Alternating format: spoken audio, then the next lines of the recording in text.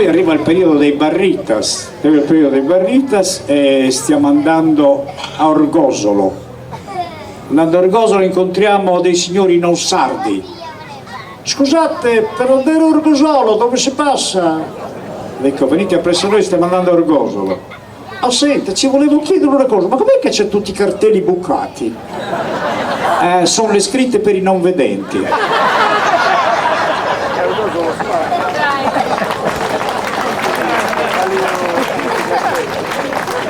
Così arrivammo ad Orgosolo, accompagniamo queste persone e si arriva dove c'è lo spettacolo, dove si deve fare lo spettacolo, dietro le scuole.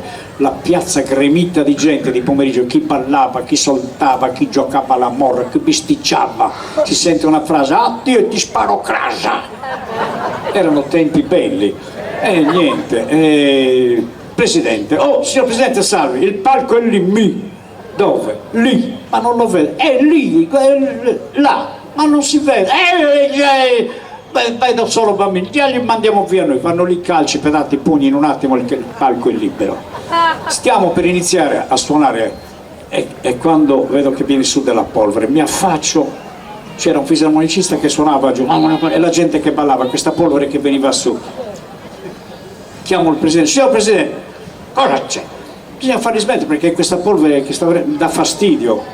E il tastierista dice, disturba. E il Presidente, ma dà fastidio o disturba?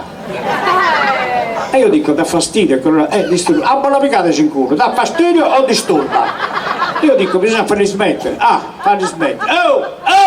Oh! Niente, questi per te, sempre sono, nulla. Prende 3 del comitato. Tu, con me, vanno giù, scoppia una rissa.